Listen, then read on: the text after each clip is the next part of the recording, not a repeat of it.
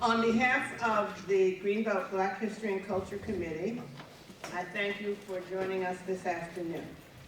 I am Dr. Lois Rosado, and before we begin today's forum, I am requesting a moment of silence to remember Rick Gordon, former City Council member, a warm and caring human being, and an active member of the Greenbelt Black History and Culture Committee. He died on November 26, 2023, after being reelected, which he was so excited about, and he's still greatly missed. So can we please have a moment of silence?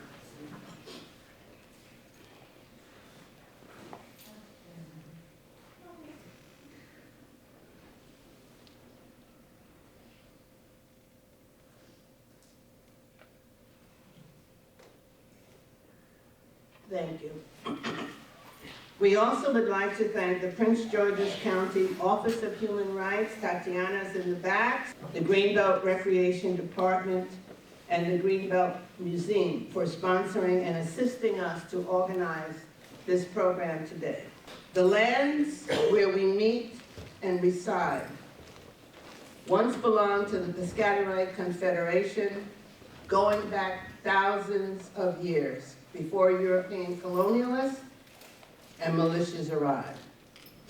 There were once 112 million indigenous people living in the United States. Now there are less than 7 million. In 1890, the Indian Naturalization Act allowed indigenous Americans to apply for U.S. citizenship. It was not until June 1924 that indigenous people were granted the right to vote, and not until 1962 did indigenous people gain voting rights in all states. In 1978, with the Religious Freedom Act established, First Nation people were allowed to practice traditional ceremonies and access sacred grounds. Their struggle still continues to this day. On November the 1st, 1964, it was declared Emancipation Day here in Maryland. While the day brought great jubilation, it also brought great distress. The newly freed were promised 40 acres and a mule for their years of involuntary servitude, so they too could begin to build a new life.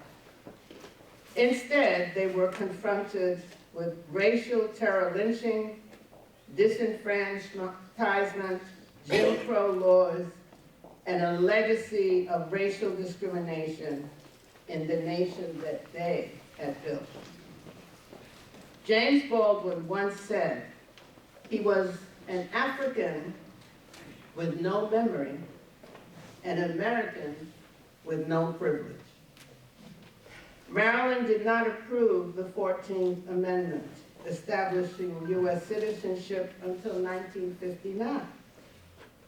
They did not approve the 15th Amendment establishing the right of citizens to vote until 1973. Those freed in Maryland had lives abridged and constrained by Jim Crow laws, policies, and practices for a very, very long time indeed. Even so, many Americans say Black folks should just get over it and move forward.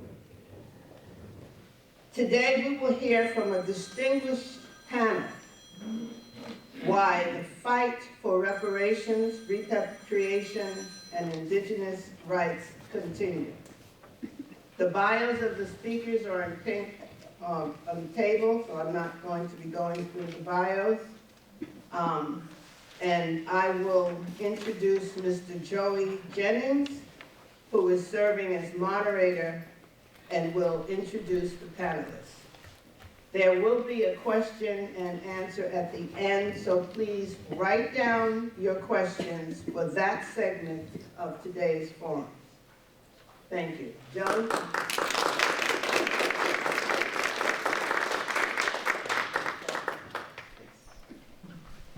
Hello. Oh, raise this a little bit. Hello, hello. I'm excited for this conversation. It's going to be a beautiful conversation. We get a little closer to the mic. Like Dr. Rosado was saying, my name is Joey Jennings. I'm a PhD candidate at the University of Maryland, College Park. I'm also a professor at George Washington University and a National Science Foundation Graduate Research Fellow.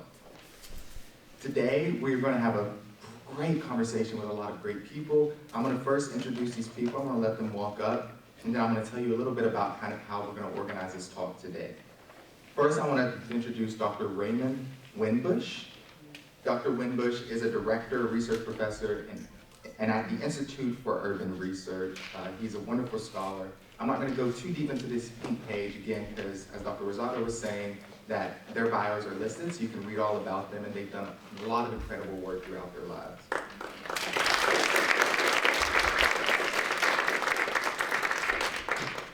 Next up is Dreisen Heath, who is an independent consultant and organizer at the intersections of human rights, reparative justice, and liberation movements.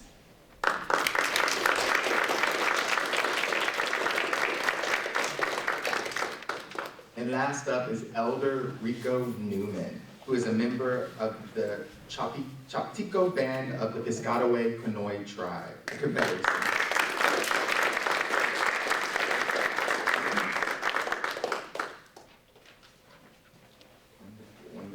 Yes, so how it's going to be organized today, we're going to ask them a few questions, kind of establish the conversation that we're going to be talking about today. We're first going to start off by talking about Emancipation Day, as again, this program that we're going to be talking through is through this Emancipation Day program. Next up, we're going to talk about reparations, which is the bulk of our conversation. And then last, I'm going to try to give you all around 45 minutes if you all want to ask some questions at the end. So please write those down if anything sparks your interest that any one of these three individuals say. Or if something I ask, you want to have a clarifying question, just please let us know at the end. And so first, before we start off, what I want to ask is these personal reflections, specifically talking about Emancipation Day. And so Emancipation Day has a rich legacy, but also layered meanings when you ask different people from different backgrounds, from different identities. And so I want to ask each of you, and I'm going to give you all each of time to share, can each of you briefly share what Emancipation Day personally means to you and the communities you personally represent? And we can start closest to me with Dr. Winbush right here. Thank you, Joe. Well, I think this is what, the 160th anniversary of Emancipation Day in Maryland, November 1st, 1864. I'm always struck, and I don't want to sound cynical, but I will get cynical. I'm always struck how there's always these celebratory things about Black folk, Indigenous people in this country. When the law was passed in 1864, PG County overwhelmingly rejected the emancipation of Black folk. So I'm not sure what we're celebrating. Are we celebrating now the rejection of Emancipation, Day, or are we, accepting that the rest of the state narrowly passed that Black folk would be emancipated? And then you got to look at the history of Greenbelt too. How many of you are from Greenbelt? Yeah. So you know the history, don't you? I don't want to recite the history. 1935, when Black folk were allowed to be here, but couldn't live here. They could work here, but they couldn't live here. So, to me, and again, I'm not trying to be cynical, but it's kind of like Project 2025, that, there's, Project 1492, Project 1865, and, Greenbelt, 1935, and then 1864. So that's what it means to me. Beautiful. Dreisen? Yes, thank you, Joey, and just great to be in company with you all today, and grateful to be here, grateful to be alive. No day is promised. I love to see this room full of intergenerational energy too, and so I'm appreciative of that. Yeah, similar to Dr. Winbush, I'm grateful that we have the opportunity to mark days of significance and more so honor the legacies of our people that have survived through these atrocities, through these crimes. I more see it as that celebration of our legacies. The fact that we're sitting here right now is a testament to the strength of someone in our family lineage surviving the condition somehow, some way.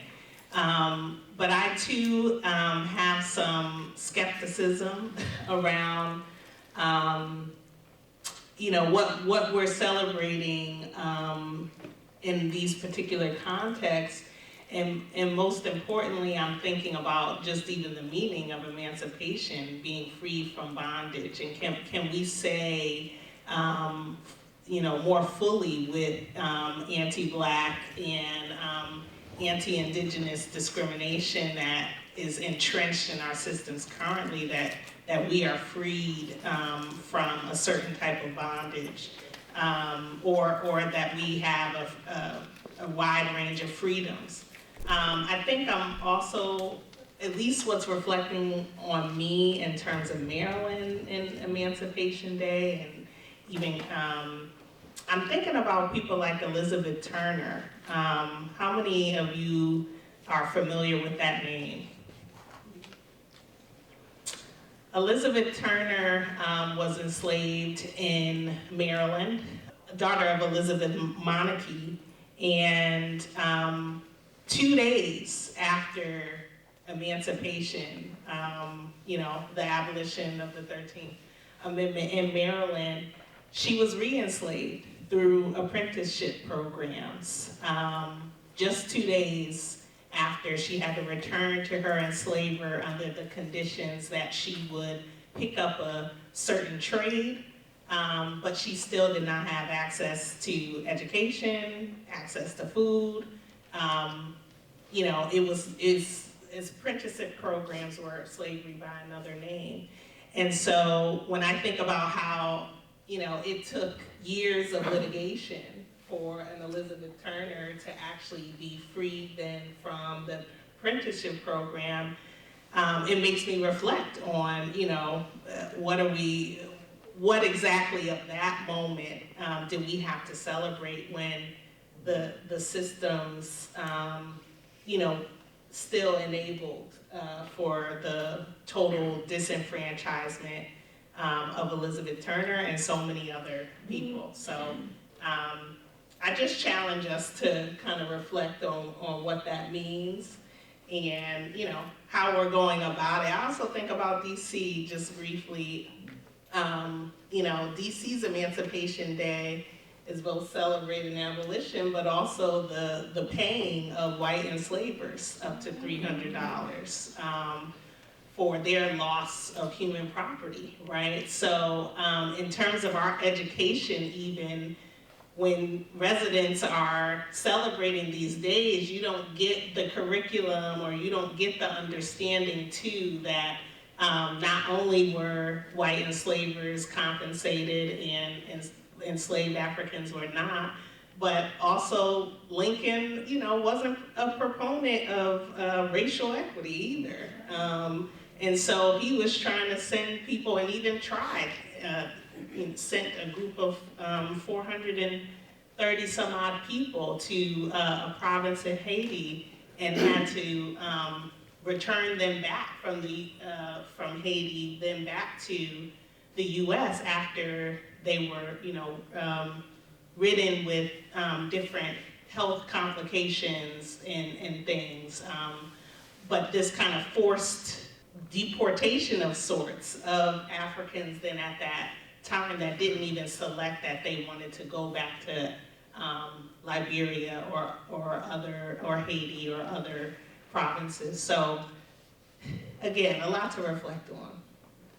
Beautiful, beautiful people. I have so many questions, but Elder Newman, how would you respond to this question?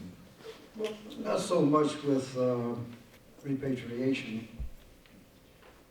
The 1860s pretty much triggers a period in this country's history where Chief Justice Roberts passed what are called the Marshall Trilogies, which basically state that those former colonies that became states no longer had obligations under any treaties that they may have written with any of the tribes. It was sort of a get out of your obligations free card. And to this day, the states still will not acknowledge any of the rights, obligations in any of the treaties that were written.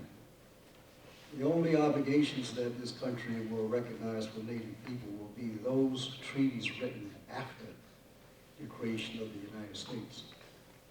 We're still fighting that, especially as the United Nations had passed laws in the helm of the rights of indigenous people. The United States was the only major nation to not sign off on that. So we still struggle. It took us decades, starting in the 60s, when Turkey Tayak sort of woke us up and said that we needed to stand up on our hind legs and let people know that we were still here. And it took us 5 decades, 7 governors, to get them to acknowledge the fact that we're still here. And if you ever read that proclamation that, or I should say executive order, that Governor O'Malley signed, the last line on it states emphatically, it extends no rights to Native people not enjoyed by any other citizen. So the idea for us with remuneration or repatriation or any other thing, that the idea that we'll ever get back any of our homeland seems to be a lost quest. But we endeavor to persevere. We're still here, and we won't forget, and we won't deny. We keep meeting with our current governor to get some things on the table, to get them fleshed out. We want the state to live up to its obligations.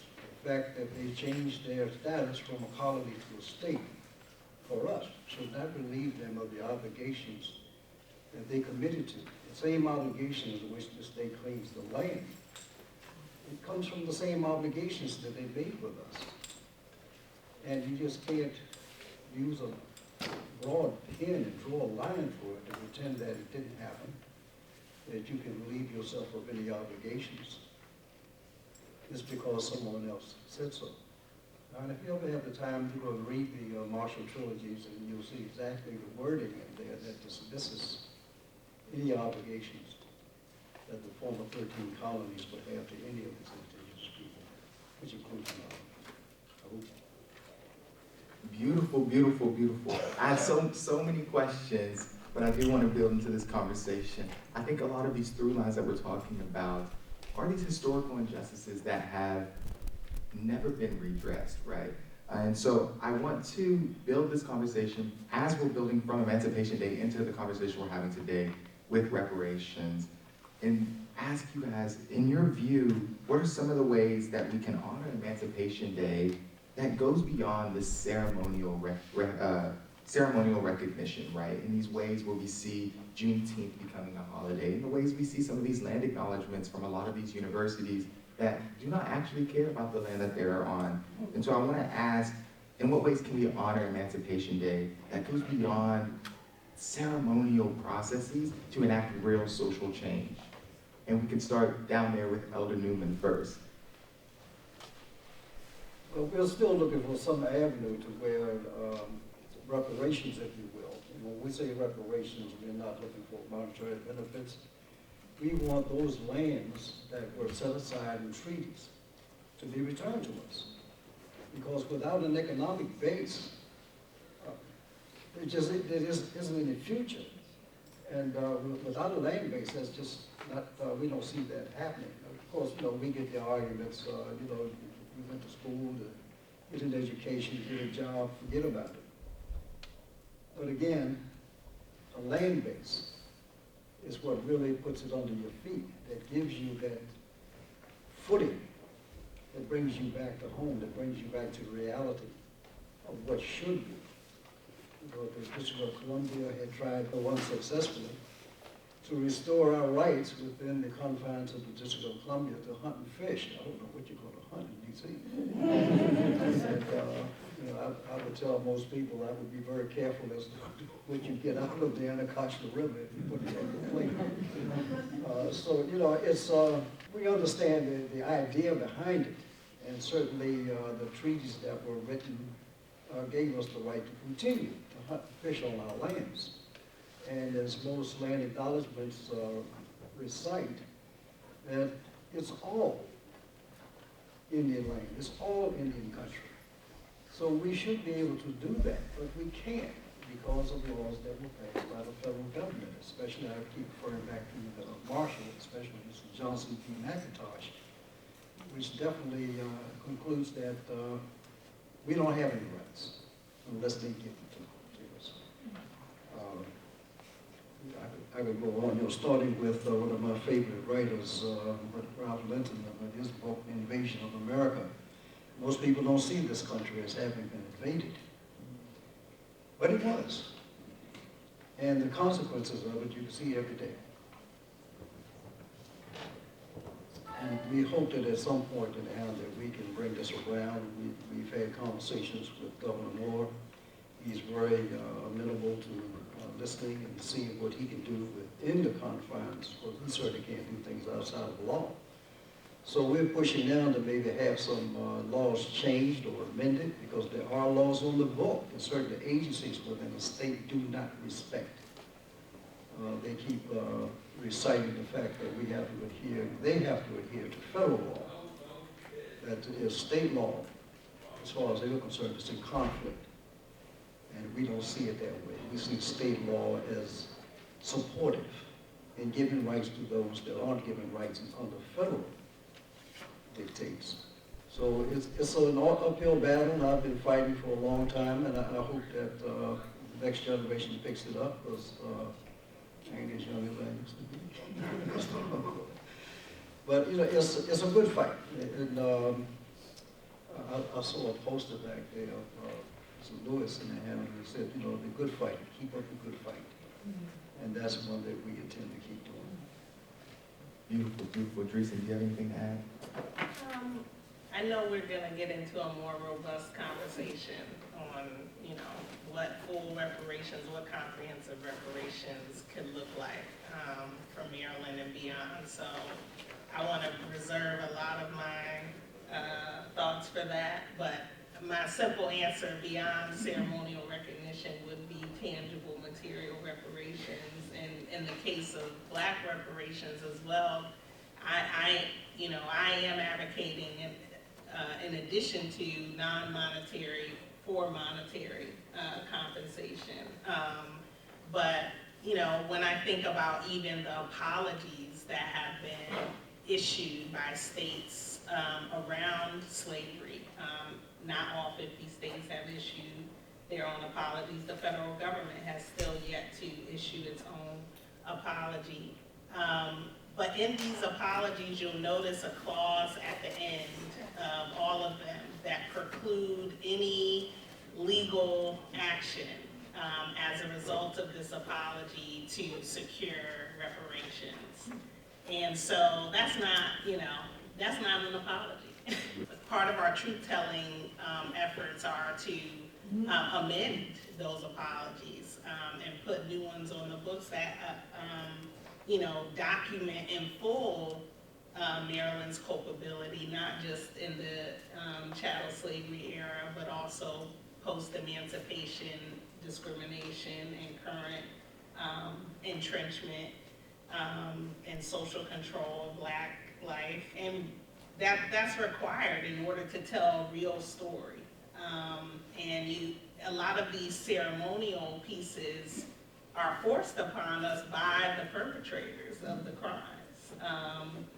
Not to say that we don't have our own ceremonial practices, but they look a little bit different inside our homes, inside our community centers, inside our own, the confines of what we define as community. Beautiful, beautiful. Well, you know, at Morgan State where I teach, we do a lot of studies about institutions, movements, and so forth. There's a book by my colleague at Berkeley, Frank Wilderson. You ought to read it. It's called Afro-Pessimism. And Derek Bell, the late legal scholar, in his book, Faces at the Bottom of the Well, he says that oftentimes black people mistake symbols for substance. And so, let me give you something more tangible to kind of illustrate that. 2 years ago, when Biden said that he was going to give black folk Juneteenth as a holiday, I've asked all black audiences, how many of you asked for Juneteenth as a federal holiday? Nobody raised their hand.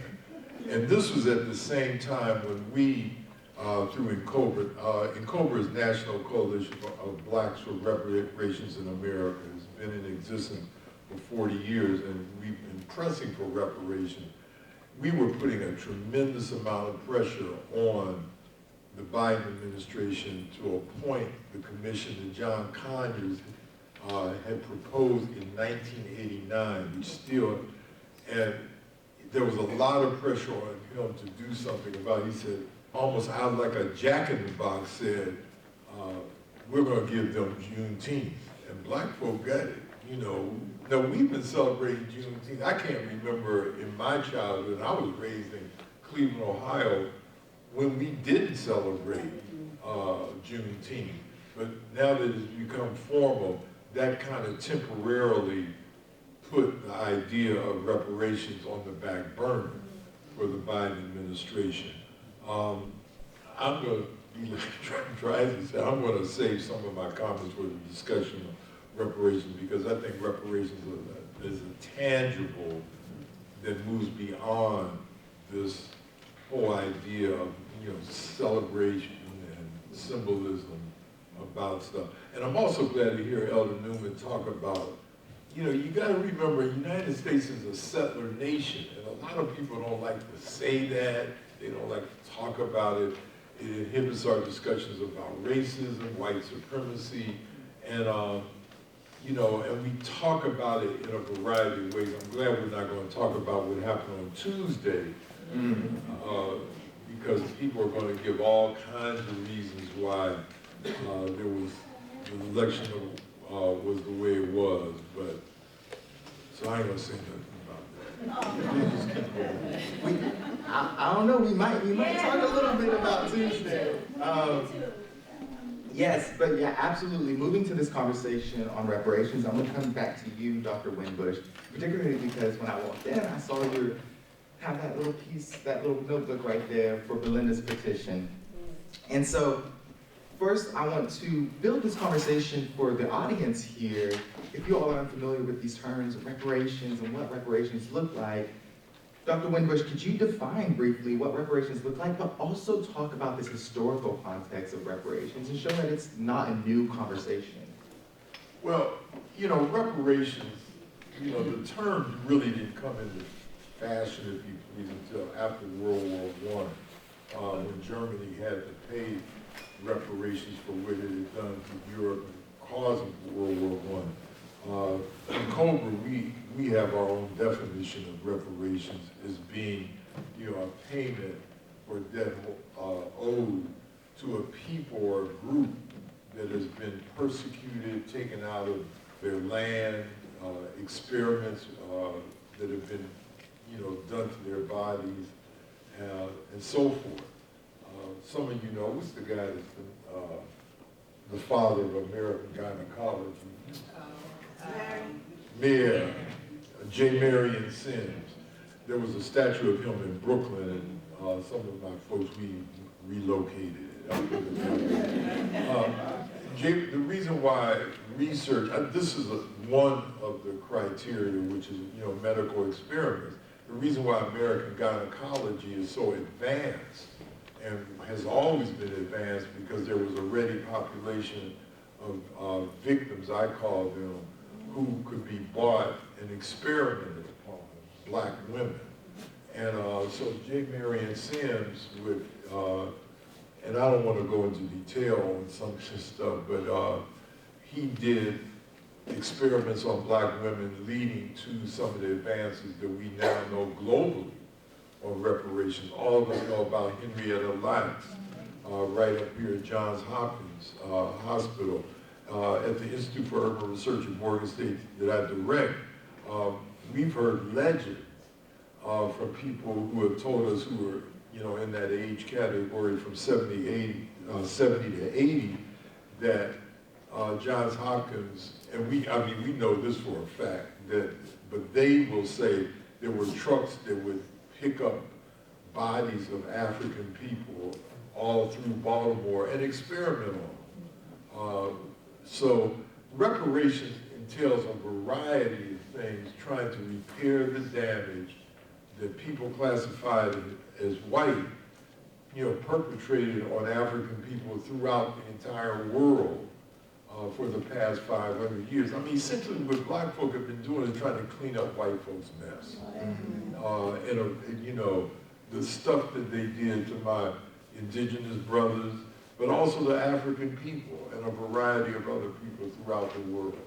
That's a somewhat of a short issue. Beautiful, beautiful. Dreisen, I want to come to you next, particularly because we're in this conversation of historical significance of reparations, and you have working through Tulsa, Oklahoma. And so particularly I want to ask, how do these historical traumas shape how we talk about reparations today with these conversations, and then also how do they play out within national and international contexts?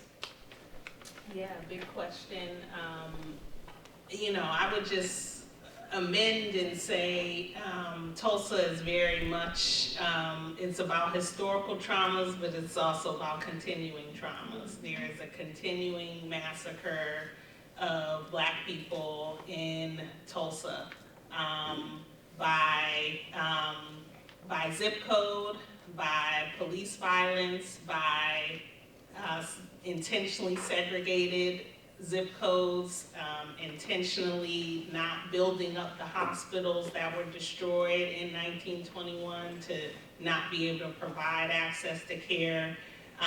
If you have a medical emergency in majority black zip code in North Tulsa, you're driving 20 to 30 miles to get emergency help for particular conditions. You are driving, you're just getting your first fresh foods grocery store in the North Tulsa area. Otherwise, you have Dollar Generals and dollar stores to serve as, no nutrition for your community. Just complete, removing of black children from public education institutions that they deserve to be at.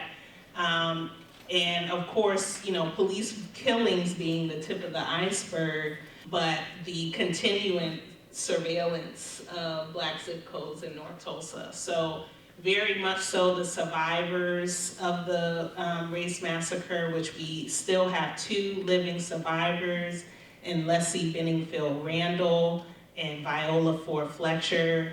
Miss Randall will be 110 to join Miss Fletcher in the 110 Club on tomorrow, November 10th. And so every day matters, and you can, from their public testimony to their private testimony, you can tell they still live with the horrors.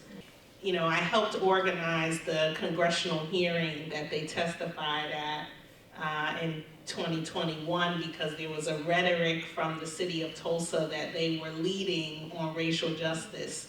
Mind you, they have been doing everything to circumvent the direct asks of the survivors.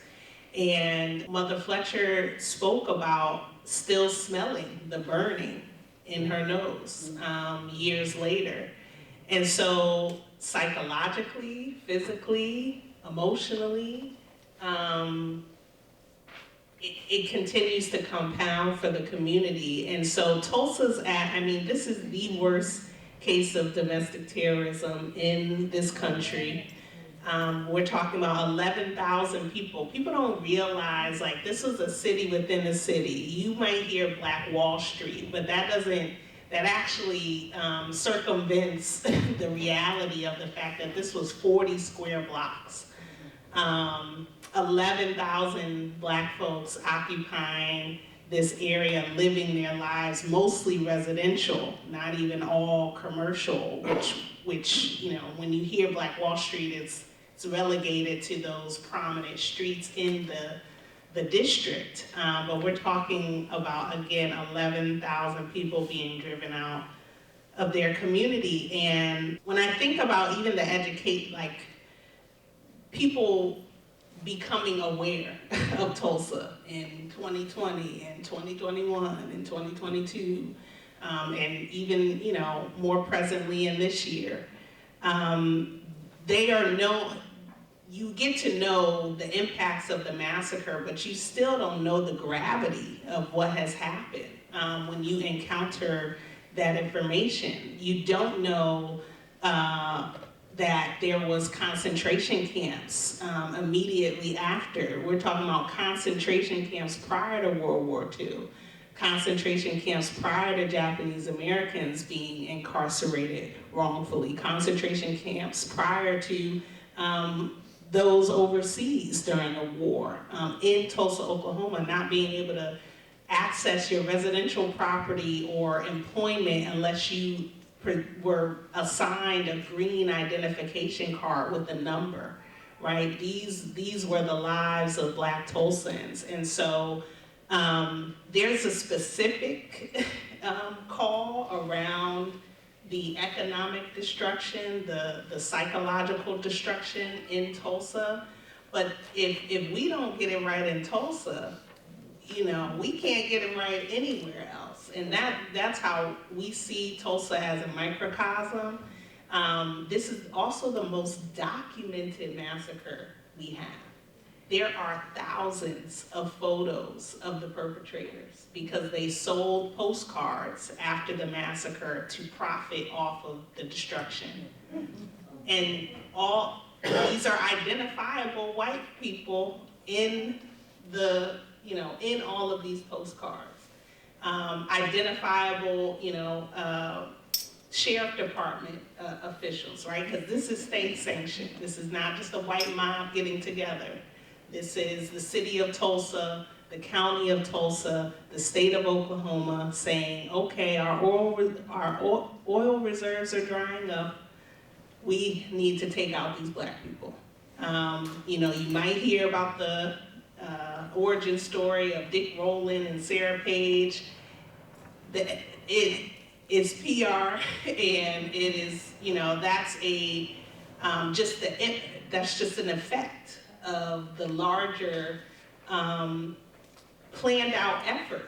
They were planning this for at least 2 years, documented on paper, of how they were going to drive out the Greenwood community. So when you talk about local to national to international, I say this because survivors and descendants, despite how unique their fight is, have been some of the biggest proponents and supporters of the national and federal reparations fight. And then having taken that to international lengths as well, connecting with other descendant communities like Rosewood Race Massacre descendants, like Chilean survivors and mothers who were forcibly removed by military, connecting with communities in Colombia, giving them advice and emotional support amongst each other. And so that is also the work of reparation, not just demanding from the perpetrators what needs to be returned, where it be property, where it be familial artifacts that were stolen from the houses prior to them being burned, whether that be free trauma-informed care. It's also about this self-determination amongst the communities in order to live, better lives. Beautiful, beautiful. I want to come back to that conversation, but first I want to step over to Elder Newman and particularly get your perspectives on what reparations look like as a member of Indigenous communities and as a leader within these communities as well. Well, I was sitting there taking notes. It's amazing how the mind works. I'm not in the digital age. I'm still using 3x5 cards in my brain to find information. The earliest I can recall the word reparations being used relative to Native people would be the 1666 treaty, where Maryland guaranteed the tribes reparations for the loss of their crops, because it was a practice of the colonial farmers to turn their livestock loose. They built fences, we did. So you can imagine that cows, horses, pigs would head for food that wasn't being protected by fences. They can be as ravenous as any animal walking on four legs. So the state government at that time was giving reparations to the tribes to offset the losses of their foodstuffs. You would think that in a community that didn't have a money economy, that their subsistence was based on what they could grow, raise, store, and keep for the coming seasons. Reparations that the state considered giving the tribes would not be to replace their foodstuffs, but they would give them a certain number of yards of stroud, which was basically rough cloth. I don't know what kind of sandwich you can make out of that. But when you say reparations and you look at that word, what exactly does it mean? What are you getting? Are you getting quid pro quo? Are you getting what they want to give you that they have an excess of? Is it what you think it's going to be? Is it what you want it to be? Might not be. It might give you what they have or what they want to get rid of. So that lesson of 1666 should not be wasted on anyone when you start speaking of reparations. And make sure that you're speaking the same language, you're using the same terms, you're looking for the same outcomes, because it can come out different than what your expectations might be. That always comes home to us when we find out later on in history that we're forced out of our major places under the threat of some tribe going to invade us, whatever, and we're supposed to have the protection of Maryland Rangers. And some of you may have heard of Zakiah Fort, which is where many of our people were sent for protection. And it's strange when you read the record that the neighbors around this protected area would hear gunfire all night. And you would wonder, okay, well, where was the protectors? They weren't there. Many of our people were kidnapped, taken north. No reparations ever came back from that. Ultimately, when they decided all is clear, I don't know who decided what made it all clear, we're supposed to go back to your village sites that you came from to go to this protected place called Zakiah. And when you go back, you find out that the colonial government has granted patents to colonists for those very lands that were supposedly set aside in treaties. So you basically had nowhere to return to except to go into those places that they did not want. Places with soil that would not grow the food that you were relying upon. Again, we did not have a money economy. We lived on what we grew. And to do that, you need land, fertile land, not land that nobody else wants. So we never got reparations, really, even though they were placed into the written language of treaties. laws that have been written, even with, I mentioned earlier about the executive order that Governor O'Malley signed, explicitly states that we get no rights. And rights, you can spell that out as reparations. You get nothing for your troubles. But we endeavor to persevere, and we'll continue along those lines. Beautiful, beautiful. Elder Newman, I'm actually going to come right back to you with this idea of reparations when we're talking within Indigenous communities and Native communities. There's often this pushback of land. I love how you worded it right there, that they need land, and not just any type of land, but fertile land, land that can sustain these communities. Elder Newman, can you talk a little bit about where this land and how we can give back this land? I think a lot of these conversations that we have in this national discourse are, particularly when we're thinking about a lot of these land thefts across history. We see George Washington University is one of those larger land points, right, that occupies this land. And the argument is that George Washington's not going to give up the university land. They're probably not going to give it up. But how can we get back this land, and how can we ensure that this land is being protected as well as this land is being given back to this community to have economic sustainability, to have material sustainability, philosophical sustainability for these communities? Well, I would start by saying that Maryland was the second colony to actually put boundaries around reservations. Virginia was the first, and then Maryland in succession would create 6 reservations, land supposedly reserved for the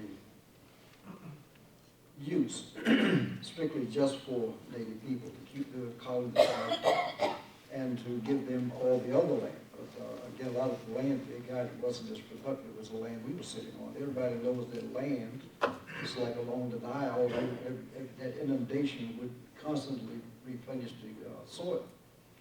And the rivers would do the same thing. So the soil along our waterways was very rich. That's where you can grow your best crops. And that's the first place that push us off of. So interplaced along those waterways, we began to lose. But the treaty, the major one, was for a 20-mile stretch of land starting at, what is the day they call Piscataway, all the way down to a place now they call Indian Head, down in the Matterhorn. It's a 20-mile stretch of land. And I guess that was a bit too much to allow natives to keep. So with this thing of incursion, that's how they pushed off of that into Zakiah Fort. But again, when the all clear was sounded and they went back to the land supposedly reserved, we found that the state had given patents to anybody and everybody through what then was called a head right system. If you were well to do enough, you could pay to have people brought over, immigrants from anywhere in Europe, and come here, and these people with head rights would be given a certain amount of land, from 1,000 to 10,000 acres. Part of that system was that once these people had finished their indenture, which went up to 5 years, they were to set them free, give them 50 acres of land, a suit of clothes, and a barrel of tobacco. The land that they gave them under this was supposed to be part of that head right they were given of that 1,000 or 10,000 acres. They kept their 1,000 or 10,000 acres and assigned them land within those reserved areas strictly for natives. So it was a very backhanded, underhanded way to usurp the rights of natives from their land base. And it continued all the way up until, while they were there, they created this thing called Prince George's County, and then they moved up and created this thing that we now know as Washington, D.C. So while you're over here, they're moving around behind your back and going where they never had any rights to go, and just usurp the rights of natives for all of their land. There are contemporary things going on today that we see happening around the world. Is the same thing is happening to people, where their land bases are being taken out from under them through all types of machinations, manipulations. At the end of the day, it's all about getting somebody else's land. And that's what happened here. You know, it can't be denied, it's documented. And it didn't matter, you know, all of these treaty lands. And it is a matter of record. We're working with the Maryland State Archives. They're pulling up all of these records, all of these treaties that were done. And the federal government ignores those treaties that our leaders signed once the United States was made. That they're saying, well, no, you didn't sign those treaties in Maryland. So they only have to deal with where you signed it, whether it was in Illinois, Ohio, Pennsylvania. It wasn't signed in Maryland, so you have no treaty rights, no matter where you signed the treaty. So it's a hard pill to swallow, but it's the reality that we have to face. And you know, people wonder, we get requests, especially now, people want us to smile and step forward and wave the flag, etc., with Maryland doing its 250. And, you know, we tell them that's nice. You know, it's like looking at the full moon. It's nice and bright and shining. We love it. But don't forget there's a dark side of the moon. Right. And it's that history that's not being told with this 250 that we have an issue with. You know, if you're going to tell it all. You know, don't just tell that part that makes you feel good or give you a good feeling. We want that done, you know, and I guess at some point we'll get to another issue, and that is repatriation. But that's a whole other ball of wax. But I'll leave that one there. Beautiful, beautiful. I'm going to come back to that concept of repatriation, but I do want to step back to Dreisen. Dreisen, when you were having your conversation about Tulsa, what I thought was so beautiful in it was that we were not just speaking about financial forms of reparation, which is often this quick thing that we assert ourselves to, especially within a capitalist society, that financial ways are ways to get this reparation.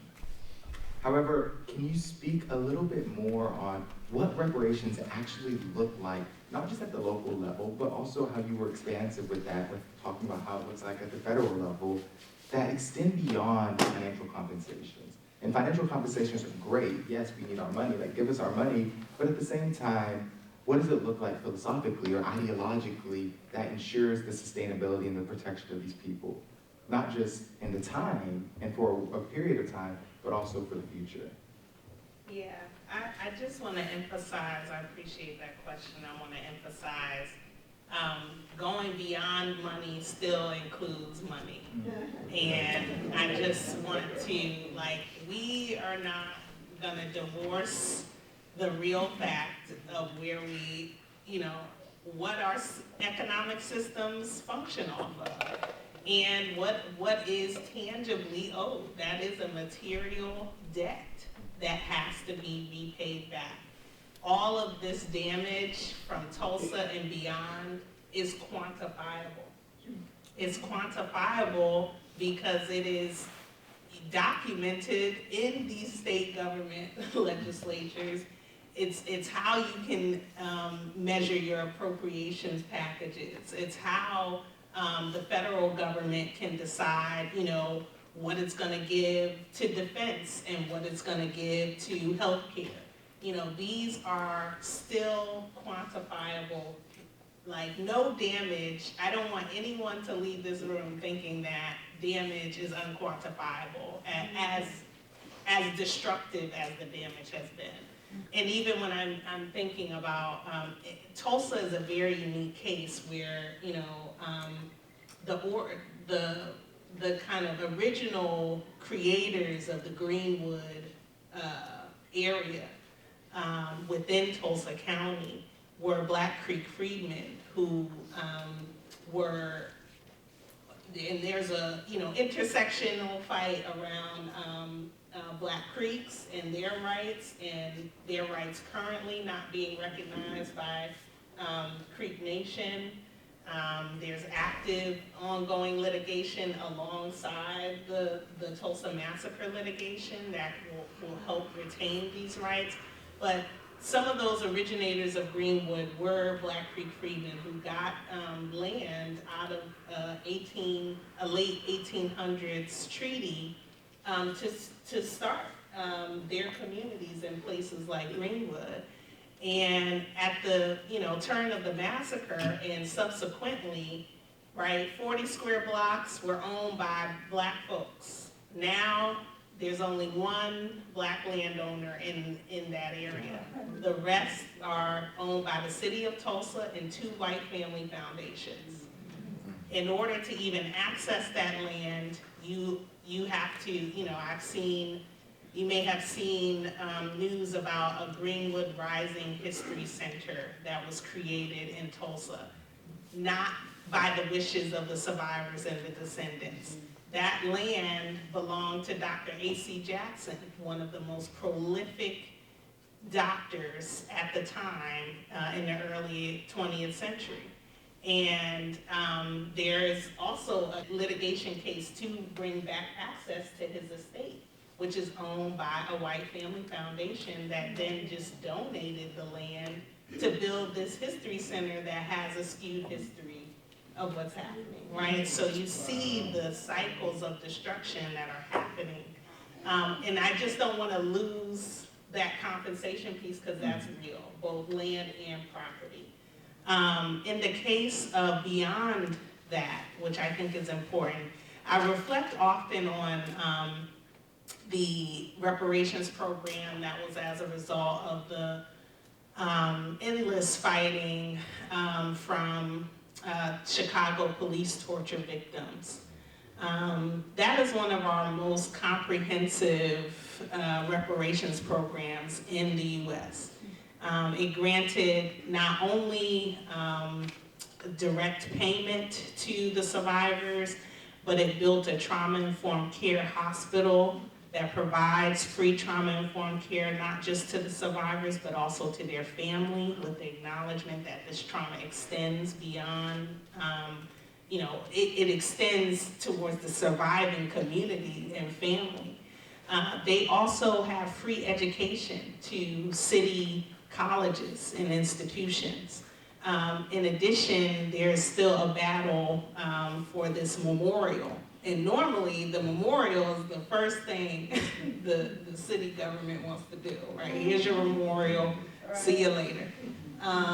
But in this case, the memorial is actually the last piece to their overall space. And so even when we think about some of the international programs, I'm thinking about Indigenous communities in Australia who had petitioned their high court around, again, these things are measurable. Spiritual loss to land is measurable and has been measurable in several court settings where there was monetary compensation as well as other legal land rights that were reclaimed as a result of this both movement but then also litigation.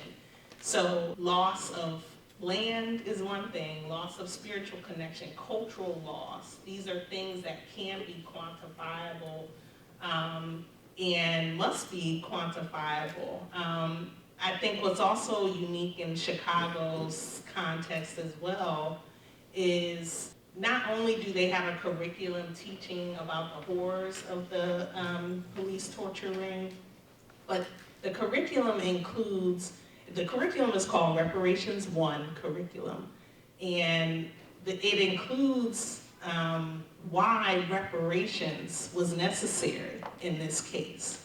It doesn't just include the horrors, it includes what reparations are and why they were necessary. And as we, our current climate and the attacks on education and the continued desecration that we're gonna see, programs like that could be up, for, elimination if you don't have strong local political leadership or strong local movements to ensure that it doesn't happen. But that was also important as a mandatory curriculum throughout middle school and high school, that we're telling the whole truth, and not leaving out any bits. Beautiful, beautiful. Now I want to extend that conversation into Dr. Winbush, particularly asking, as someone who's extensively researched reparations and this type of justice and this type of redress, what do you see as the greatest barriers for overcoming, and how can we overcome these barriers to achieve reparations today? Well, that's like asking me, how do you overcome white supremacy? You know, I'll get invited. People say, Dr. Winbush, would you come in here and tell us how to get rid of racism? We can get 15 minutes, you know. It's hard to do that. But let me take a stab at something. The late Ralph Wiley, he was a sports writer, he wrote something years ago that I really love. He says, give me the labor of one black person for 1 year, I would be a rich man. Give me the free labor of a dozen black people for 12 years, I would be a very rich man. And finally he says, give me the free labor of millions of black people for 250 years, I would be America.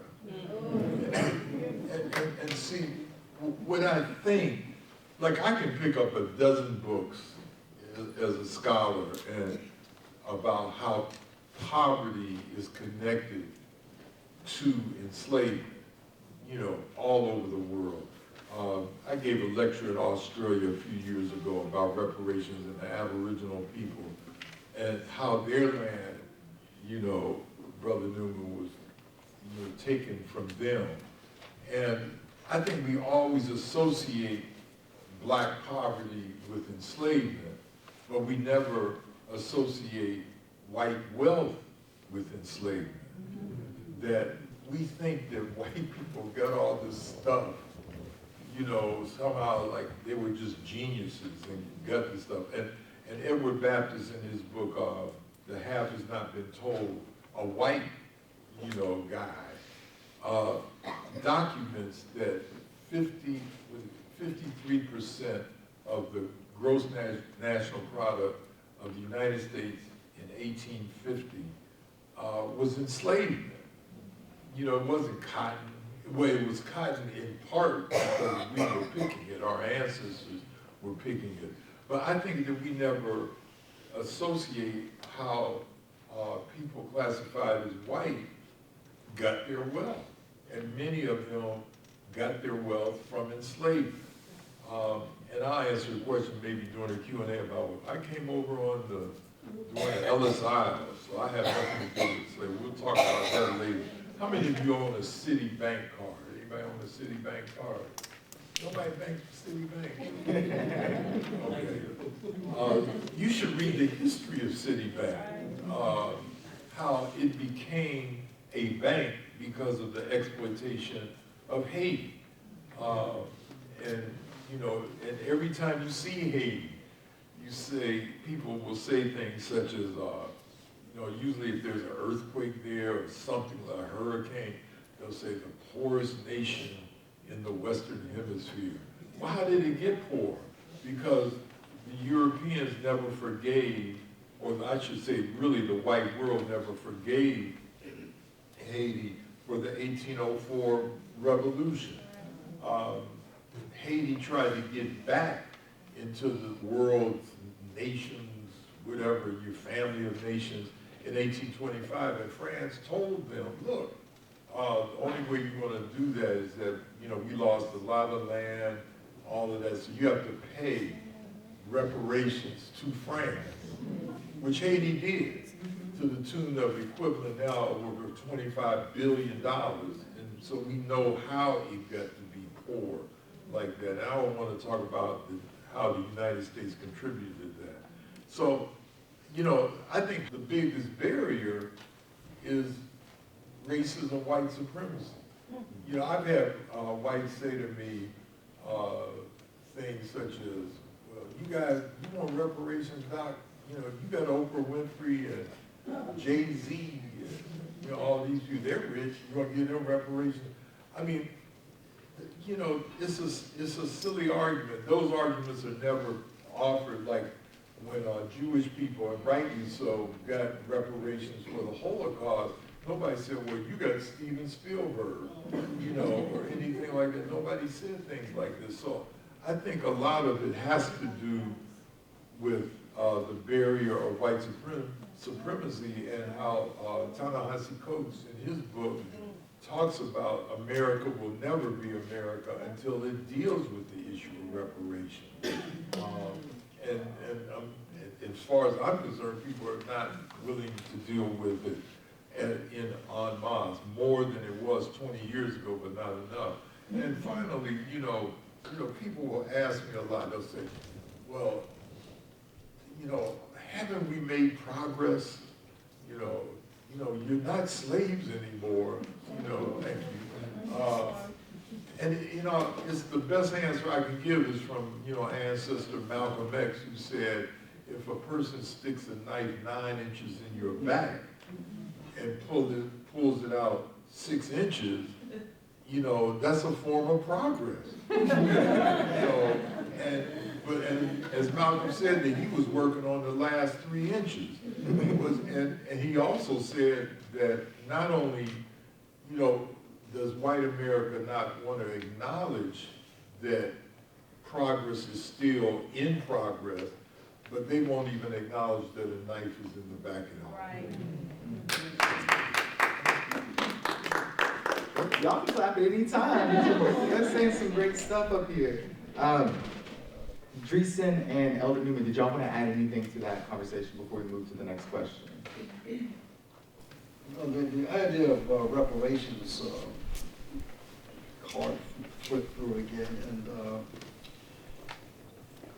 one of the things that natives are just getting in terms of reparations is educational institutions being built mainly in the Midwest. This comes after some of the native students who got into the legal field and started looking at laws. And they go back all the way to Oklahoma, where land was being divvied up per capita. The head of household gets a certain amount of land, and all of the rest of the land was excess. Well, around the time of the 1860s, they started selling off that land to build A&Ms and other schools, especially Maryland University, the funds to move them away from the mechanical agriculture into basically universities. They needed money, and that money came from the sale of native land, particularly in the Midwest. And I think his name was Morrill that passed a bill prior to Emancipation that got many college campuses built, staffed from the sale of it. And after Emancipation, another Morrill Act was passed, which basically funded the development of universities and colleges for the freedmen. It's only until recent when some of the legal minds in native communities became aware of this, and they decided, hey, what about us? So in the Midwest, some of the former boarding schools have been developed into small colleges, where some of the natives on those reserved lands can get an education. One of the things that we push for with local universities is to have either a minor or major dealing with the state's history, and that natives, now that their recognition is here, that scholarships be given. But as it turns out, Maryland pushed that back because some law was passed that got rid of scholarships and other educational perks for African Americans. They declared it to be illegal. So if it was illegal for them, it's got to be illegal for natives. So the best that they could do right now, some of our tribal members have established and are conducting an honors course on Maryland University's campus. And we figured that, that's a seed. That if we can get that planted in hand, then we may be able to move into that. And in as much as they are still selling native land from out of Oklahoma and other places that they felt was more than what natives needed, and they're selling it off, that some of that money should be spread around and given the same opportunities for higher education, seeing as that we are in a monetary way of life, without that dollar bill, or those Jeffersons or whatever, and that you just can't make it without it. The only other thing is for us to go back and say, hey, look, everybody is doing land acknowledgements. They're acknowledging that this is our land. And so what we're saying is, okay, your rent is past due. That's right. So if land has value, and you know it, and there's nothing that stops it, there's a big tome that I picked up and read about the colonization in Africa called Scramble. This guy, I think his name is Pakenham. It's a great book to read to show how the same European entities that came here to take land, to get its resources, did the same thing in Africa. And it's just the same thing that happened, but in a different places at a different time. And still today they have the resources under that land. Again, that's why land is so adamant that people want it. They want to possess it, they want to own it, they want to control it. Because it does have the resources in it that creates that wealth. But it's growing out of land where they're digging for it. So as far as reparations, that is one thing we're looking for, that we need an opportunity for some of our young people to be able to get into higher education. Because the only way they can get into it now, I had to work 3 jobs to get my 3 sons through Maryland University. It's rough. Hopefully, because they were able to get higher education, that their children will be able to benefit from that. At the same time, not lose sight of the fact of who they are, where they're from, and how all of this is happening around them, and not just become a part and parcel to the big show that's going on. But yeah, there's a big difference between colonization and just being a colony. When the Dutch and the Swedes came here, and mostly the French, they didn't come here to set up house and to bring their populations over here. They were after the resources. The English, etc., had a different idea. They came here to stay. They came here to take over, to settle the land, to take it, and to just take all the resources out of it they possibly can. And we still see it happening today, and it's not going to get better. We see national parks that have been reconstituted. I pray that national parks can remain aloof from, what's that guy from Tesla? It's scary. I'm not a politician. I hate to get into politics, but it's scary when people of money come in because what they're after is resources. Those Tesla cars don't run off of gas or natural gas or whatever that car was. Bush, during the Bush administration, said he was pushing there's a renewable gas that when it is used, it only produces water as a byproduct. There was some of you great minds out there that were talking about that. But they don't want to go there. There's not enough money in it. But there's plenty of money in these electric cars. And we don't go there. Anyway, that goes into a whole other topic. But back to remuneration. Education for us would be a way to go. And we're hopeful anyhow that we've planted a seed here in Maryland, at Maryland University, and that it will grow into hopefully opportunities for scholarships. And we don't expect for it to be a free ride. You have to earn it.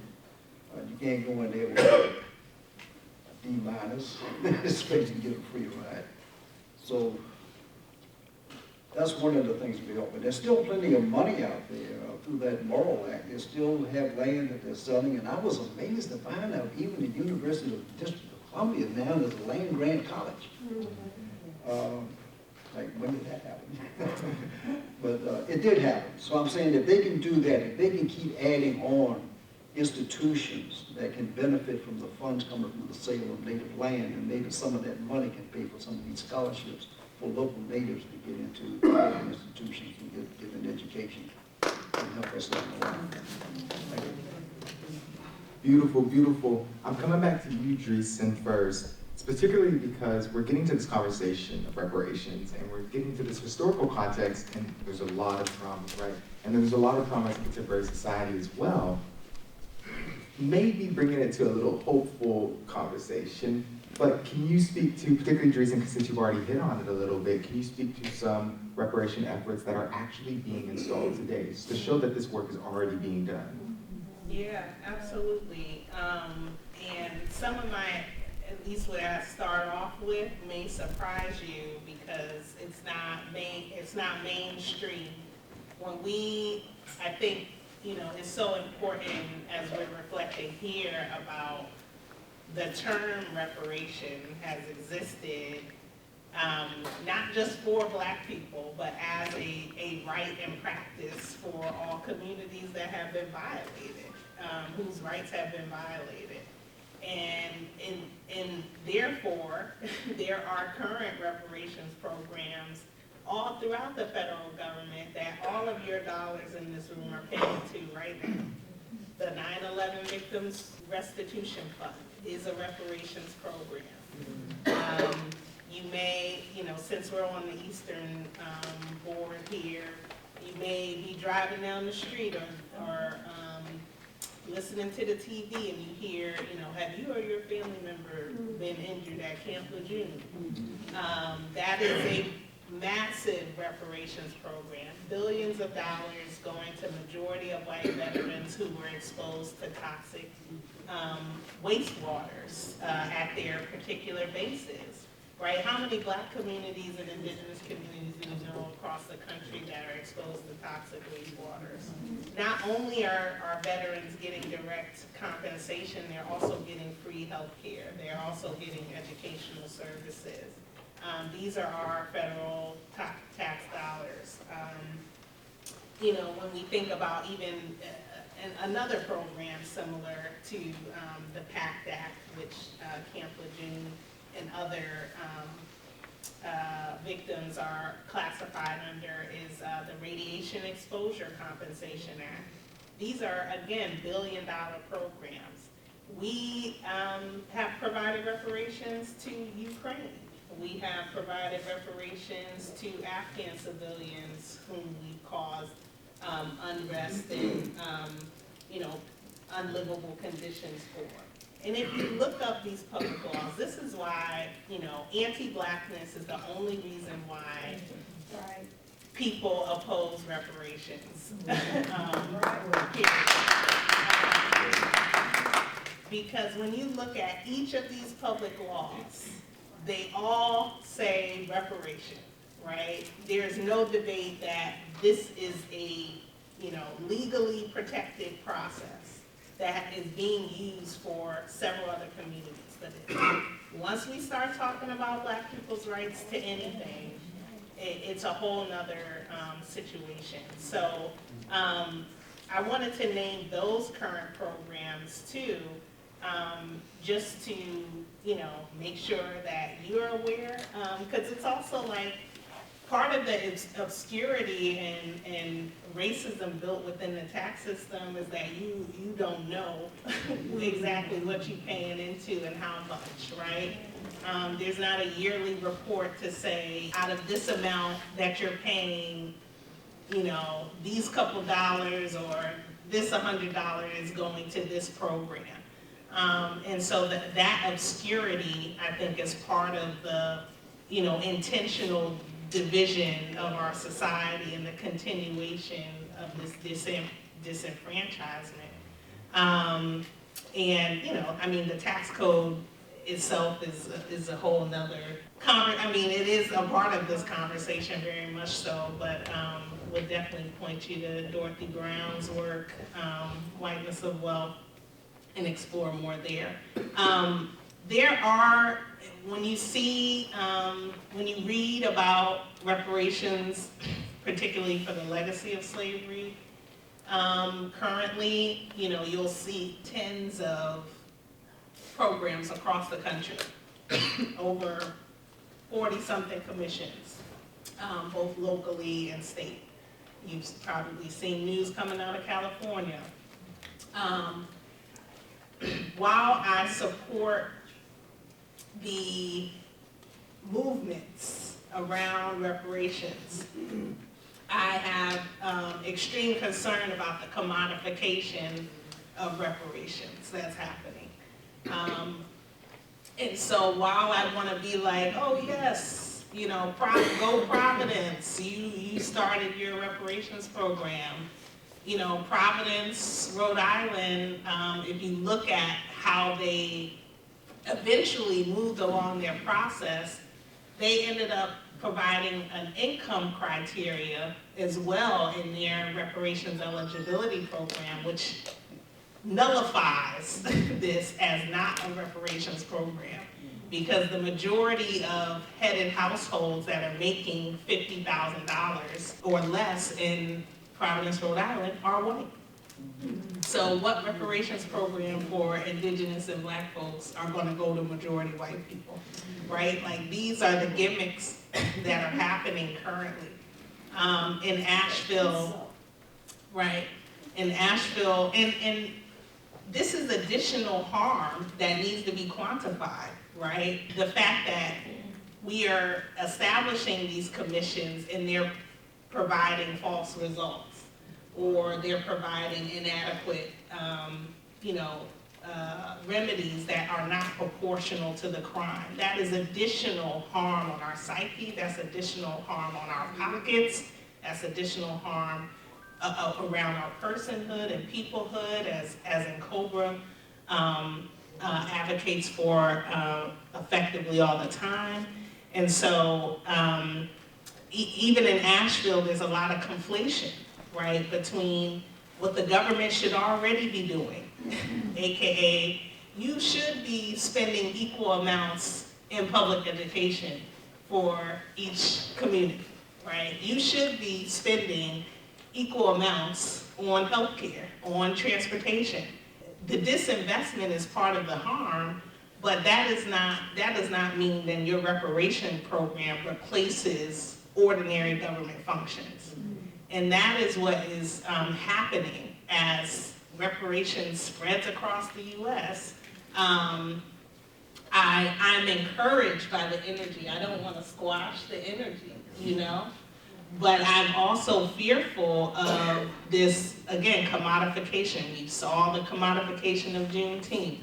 Majority of Americans didn't even know Juneteenth, but was in Walmart buying Juneteenth ice cream, you know? Like, and Kwanzaa, and all of the above. And even to Dr. Winbush's point earlier, just even around Juneteenth, okay, every federal holiday at minimum cost taxpayers $818 million. And Dr. Winbush was incredibly right, as I'm a newer member of NCOBRA, but also had worked alongside NCOBRA in those kind of final hours around the negotiation. You put it a little more respectfully than I would, because it was betrayal, betrayal in real time, where we had enough votes to pass H.R. 40, and we had a commitment to either accelerate it past the Senate by just bypassing and doing the executive order, and the negotiations around H.R. 40 were happening literally, like they were happening, they were negotiating about whether or not they were gonna vote on this. We thought that they were gonna vote on it, and then all of a sudden in 3 days, they got a unanimous vote from insurrectionist Republicans, right? You got John Cornyn, who is about to be, potentially the majority leader in the Senate now, who has sponsored the Juneteenth bill, has gotten the majority of Republicans to support this thing. Guys, this is not, this is a whole setup. And so, that's the stuff that the public, unfortunately, and you get scorned and you get blackballed for even talking about it, right? But these are the things that the public needs to know about how they are gambling our lives away like this in the face of the projection of progression. So I'm encouraged by the energy, but I also implore communities to not just look to the governing bodies to start these processes, but to build some of these institutions themselves, and to self-resource, and to, form solidarity economies that will sustain this more long term. Amen. Beautiful, beautiful. And so I'm going to try to keep it to 2 more questions for the panelists, and then I'm going to let you all ask some questions, and I might wrap it up with one final question. That way I can give you all some time to know if you're hogging the mic. But I do want to come to Dr. Winbush, and you're going to hate me for this. Okay. But in light of what happened on Tuesday, I do want to talk about that when we're talking about reparations. What do the recent elections, what impact might they have on this struggle for reparations? Well, it can't be good, and I don't think it will be good. I mean, we're already, the stuff I found out 2 weeks ago, for example, that one of my books was banned in Arizona. I wrote a book a few years ago about black boys called The Warrior Method that, Will and Jada Pinkett Smith, in fact, funded it. HarperCollins published it, but it was considered as being obscene. And it wasn't obscene. I had a 12-letter curse word that was in the book. You'd have to think on that one. And it was a quotation from a brother that, it's too much to get into, but it was a quotation. It wasn't like I was saying, you 12-letter word this,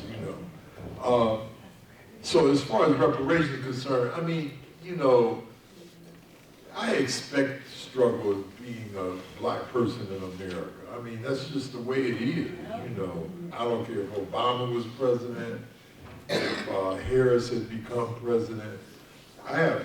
My radical ideas, there's a group of people now, Dreisen, I don't know if you heard about this, that Biden should step down tomorrow, that Kamala becomes president, but that would start another January 6th or something like that.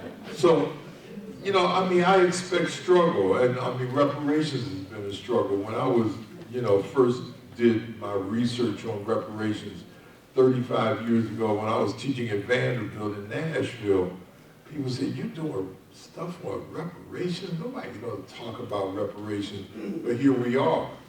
And I think, the discussion has to accelerate, but it also has to yield results.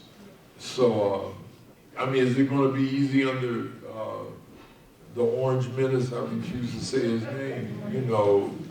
No. But neither is teaching black studies. I've got colleagues right now. I talked to one the other day, one of my colleagues in Florida, and they cannot teach black studies in certain areas. And there have been people being fired about that stuff. It's easy to, well, I'm not going to say that. So I think that we have to engage in the struggle about reparations, which is part of the struggle for justice in America. What does justice look like in America? And I'll end by saying that Harry Allen, who's the media assassin for the group Public Enemy, he's a good friend of mine. We talk nearly every day. He lives in Maryland now, in fact. And he says, we usually ask people, say, is there racism in entertainment? Is there racism in law? Is there racism in religion? Is there racism in economics? And he said, what we ought to be saying is that, is there economics in racism? Is there law in racism? That the superstructure of that is racism. And we operate within a system of white supremacy. And how do you position yourself for struggle in such a system? So I always ask that myself. Beautiful, beautiful. Elder Newman and Dreisen, do y'all want to add anything to that? You were talking about those who should get but don't get reparations. A couple of things I'll point out is that especially some of the tribes in the Southwest, mainly the Hopi and the Navajo and the Pueblos, they, through their treaties, gave the United States the right to look for ores on their land. And they find ore and they bring in private companies that come in and they extract the ores.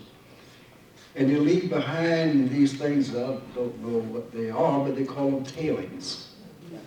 And they wind up poisoning the water sources for these people. And the United States government will not come in and clean it up because they pushed for the companies that did it. And then, of course, the companies filed bankruptcy, changed their name, and you've got nobody to hold accountable. Even the Ute tribes, people ask, what do they do with the nuclear waste? They go into these deep cavernous mines on the Ute reservation down in the salt mines, and they store that stuff down there. Lord help us if it ever something happens. But the Ute tribe has no way of blocking it because their treaty gives the United States government the right to look for and to expand on natural resources. Even all of you have heard of the Black Hills, Bahasapa. And the United States signed a treaty that said that they could hold that land inviolable in perpetuity. And they want to buy it. They're still trying to buy it from them. They put several $1 million in a bank account that's been drawing interest, and they keep using it as a teaser to try to get some of these tribes that aren't doing well, that, you know, here's this money over here. Just give us the rights to Bahasapa, to the Black Hills, and you can go. Even though, you know, you go out there till you see the monument of the four, the big four, George Washington, Abraham Lincoln, etc. up there. Again, the way the treaty is written, they had a right to go in and look for stuff. Who said they had a right to go in and chisel these heads in the side of the Blessed Mountain? So there's some rights of reparations that tribes have been offered and they won't accept. There are reparations that they want to get but can't get, especially when companies come in and take out all of the natural resources and leave their debris for somebody else to deal with. And it causes big health problems. Many of the treaties signed with tribes out west provided for them in treaties. I'm not talking about just those that get federal recognition. That's an entirely different animal. But those that have treaty rights for health, in the fine print. And I've known many of them when I worked at the museum and how that they leave the reservation. If they stay off the res for more than 18 months, they lose their benefits. They lose them. So now they have to find some other means in now to get health care. Right now, there's a delegate in Maryland that wants to put a bill for the Maryland House and companion bill in the Senate to somehow provide health service. I don't think that's going to fly. But, you know, it's an effort that can and maybe should be done because these people will be left without any health care. And I don't know where it's going to go with, what you call it, the orange man? You know, what he's going to do with the health packages that are in there now. But there are a lot of people who don't get what you might say are the necessary reparations that are due them, including some of those that I just named. And is that two-letter word that one Samuel L. Jackson liked to throw around all the time? I just want to add, you know, under this current administration, you know, we've seen, unfortunately, them pitting communities against each other in some of these negotiation rooms. So as someone who was a part of the coalition to support the apology on the Indian boarding schools, you know, they told us, you know, you need to be supportive of this coming first. Like, we can't run these things at once. And, you know, that has been incredibly disappointing. It has stalled our current negotiations to get the Federal Reparations Commission, which we are still pushing for prior to the lame duck. There's all types of complications and nuances with that, but this is a, you know, at least 30-year plus ask. So we didn't ask for it to come down to the most consequential election cycle of our lifetime. This has been a consistent push, and so why would we let up now? But I just want to offer as a closing, you know, we have been working through so many different scenarios, not just, you know, not just as a result of the election on Tuesday. But since we're here, you know, these are the various, I'm just going to name a few scenarios so that it can be indelible in your mind when it happens or when you see struggle around it.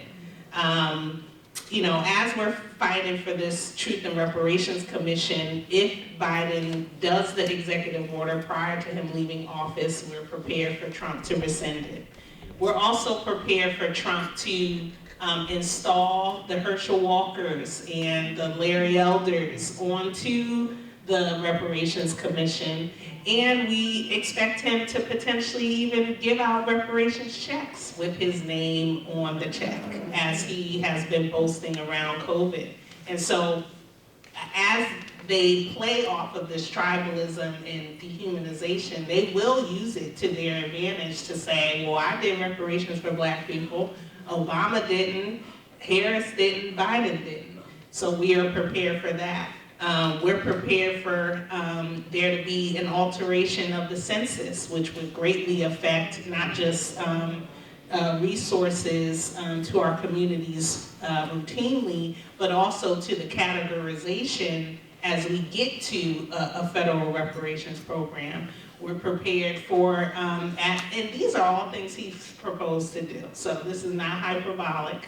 Denying access to FOIA requests, which, you know, a Federal Reparations Commission would have subpoena power and would require interagency departmental collaboration. If you eviscerate the DOJ and the DOE, then those are the two main administrations that would be dependent on for this. Denial of access to Presidential Records Act. If you follow the Washington Post expose and Reuters expose on the presidents who were slaveholders, some independent journalism such as that could not have happened without access to the Presidential Records Act. So these are just various things that we have been thinking through as a response to, you know, what is to come. And so this point about struggle, in addition to the federal bills that have already been introduced to prohibit any state, municipality, or local government from providing reparations. So there is an active bill, HR 4321, that they are already planning to reintroduce that could impact a Greenbelt, Maryland, in your processes at the local level, federal authority on imposed on the local level. So these suggestions of staying in principal struggle are important because you know, we have to defend our livelihoods. Beautiful, beautiful. As you can see, we have three incredible experts up here. I do want to extend it to the audience with the remaining 15 minutes that we have. If anybody has any questions that arose while we were talking. I want to say thank you to all of you for an excellent presentation. I came because I don't know anything, and I just admitted it. And now that I'm here, I really realize I really don't know anything. I'm very happy to see the two young people here. I think all of this is important for all of the older people, but particularly young people. My question, though, is how do we get the current generation to embrace the fact that there is still a struggle? I look at young people now, they don't want to go to school, they don't want to speak English, it's too white, they don't want to do anything that's really constructive. When I grew up, you didn't want to walk around with holes in your pants, you didn't even want a patch on. because someone would think you were poor. So what happened to the pride, the fact that we all individually represent our community? And so when you talk about reparations, and to go back, I grew up in the civil rights movement age in the 60s. So it was collectively we. How do you get the young people to understand that we are still need to be collectively we? I feel like that's naturally going to me.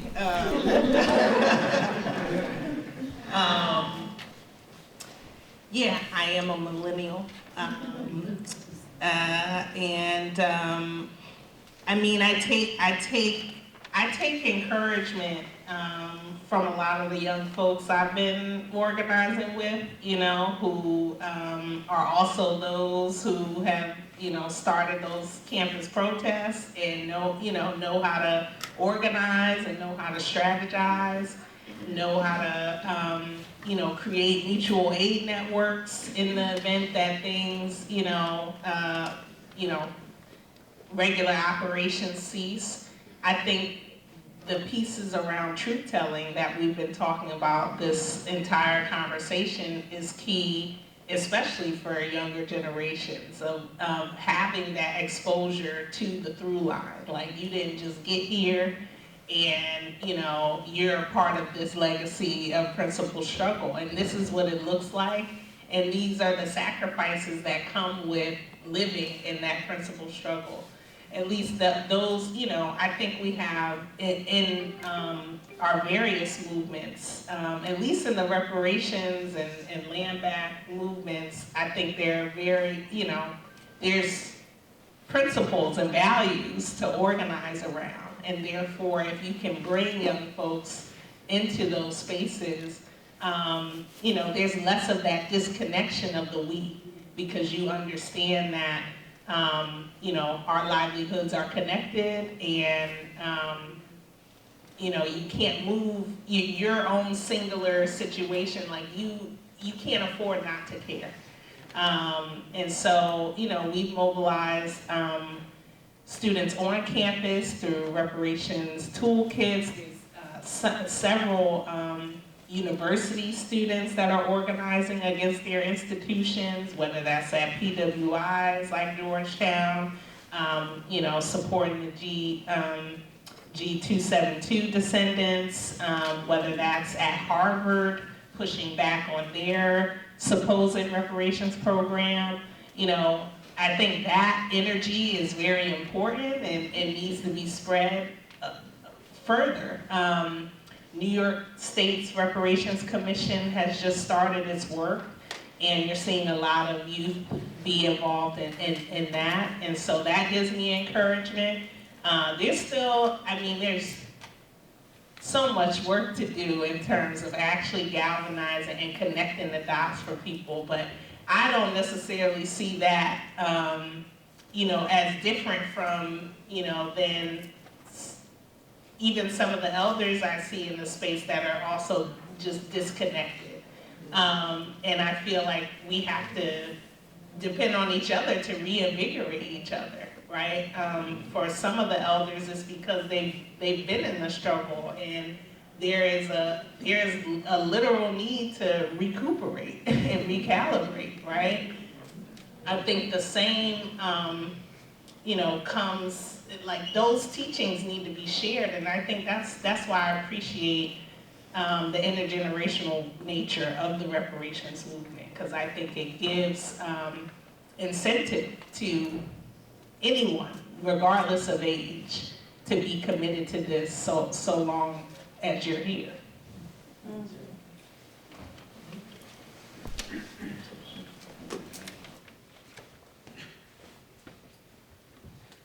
Good afternoon. Thank you all for your comments. They were fantastic. I guess one of my questions is just thinking forward on misinformation, right? And you mentioned COBRA, but are there good institutions or outlets that you would encourage us to read and to follow so that we can avoid all of the carrots that are being dangled instead of really making the solid movements forward that we need to make? What would you recommend for us to stay active and engaged and supportive, to stay away from tokenism and really get to the kind of transformational reparations that we need in this country? Thank you. You know, I think that as far as reparations are concerned, you know, Americans in general are appallingly unaware of their own history. You know, I'm amazed at how much we don't know about our own country. And I think if people would just read, you know, more about, and I'm not the only one saying this. I remember back in the 70s, people, I forget the name of the guy that wrote the book, but it was called The Dumbing of America. And he predicted it would occur somewhere during the second decade of the 20th century. Well, here we are, you know, and it's at the highest levels of government, you know, and I think that, you know, I hate to sound trite, but reading is fundamental. And then I think you get an engagement. And I think that the engagement can come to, there are reparations, it was pointed out, commissions all over the country right now. I'm on the Baltimore Reparations Commission, and then engage if you know, my colleague mentioned HR 40. If you don't know what HR 40 is, you should look it up. You know, you got the whole world right in these things, you know, and just become aware of being engaged. And I always tell my students, you know, I work with young people every day at Morgan, and I always tell my students that if you know, what did Tip O'Neill say? Act globally, think globally, and act locally. You know, and I think we've got to do that. You got to be, you know, voting is not the end of the political process. It should be the beginning of the political process. We should be, at least I will be, I'm sure many of you will be more active now than even prior to this past election. You know, I just think that's what you got to do. Thank you, panelists, for sharing with us. I have a question. I'm going to see if I can verbalize it well, articulate it well. It's something you said about Trump and you expect for him to move forward with the reparations. And, okay, let me backtrack. So there are private programs where there are like independent people who give grants to Black people who are descendants. My sister actually received something. And we laugh about their intentions, like they feel guilty, so they give money. So I guess the question is, should we care about the intention as long as we get what we want? And so I wanted you to elaborate about, okay, so Trump moves forward and we get what we want.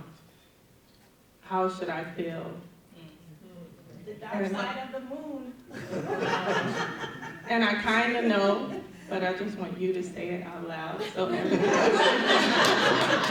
I mean, I think that should be open to all of us. I will say in short, you know, that's a scenario. So I don't know for sure if he's gonna move forward with it, but I will expect him to potentially exploit the mess out of the situation to do that.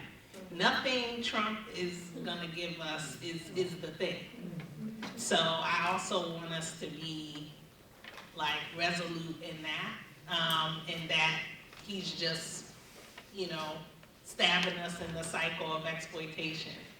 And I have a whole nother, I'm not gonna take up the space here, but I have a whole nother kind of concern around the interpersonal reparations space that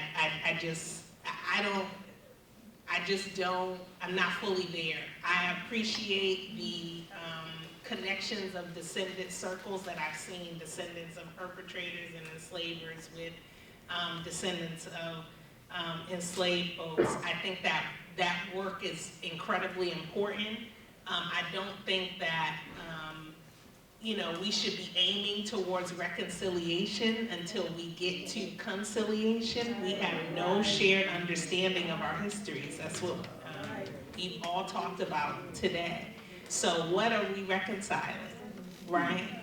There is nothing to reconcile. In my opinion, the reconciliation is between, us within the diaspora. Thank you. And so, I hear you though on, how will we feel at the result of that? And, some people felt when they got that, whatever $1,200 check, you see how they felt and how that then translated politically into their engagement, right? I mean, this is our job, to intervene on that type of destruction of our psyche. That is like further psychological internalized trauma manifesting in our bodies and spreading across our community. So my advice would just be to, again, stay informed of the process, know that this is a 100+ century ask, that if he capitalizes on it, it's only to further disenfranchise us.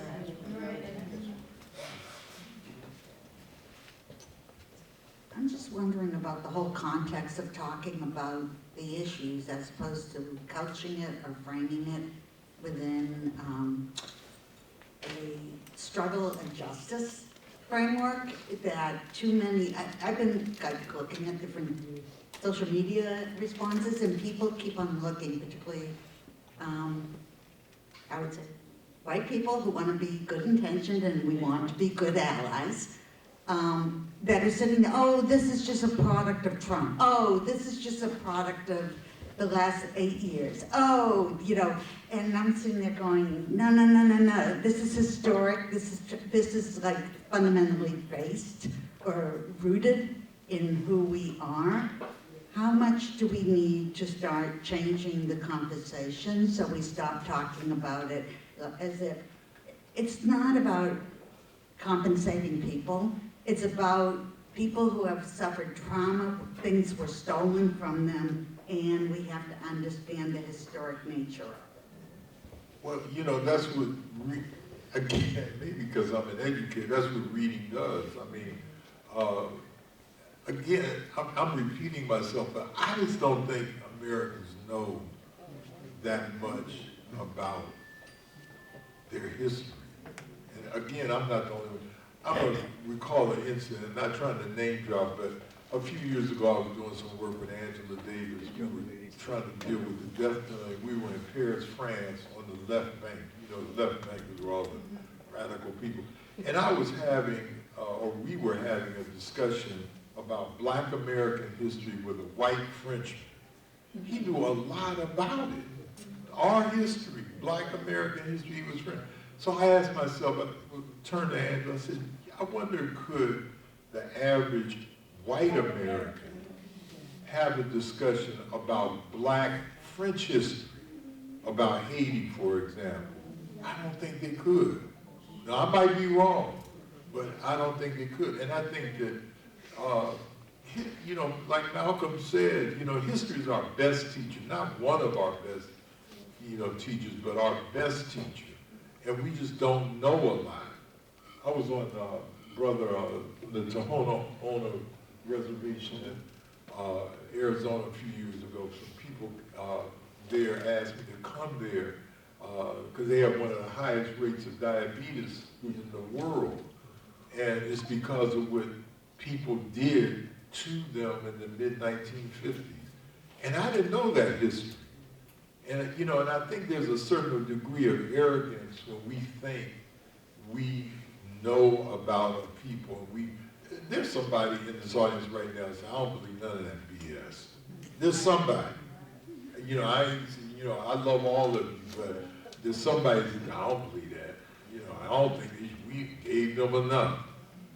I've had people come up to me and say, our reparations were you know, given during the Civil War with, you know, 200-something thousand, I forget how many whites were there. And I said, well, how many black people died during the Civil War? And I've had people say none. None. Even though there were 40,000. There was a movie made, Denzel was weeping in it. You know, but we don't even think about our own history. And I think that, you know, to defeat some of the stuff that we hear about the Orange Menace has to be done in part by our understanding of our own history.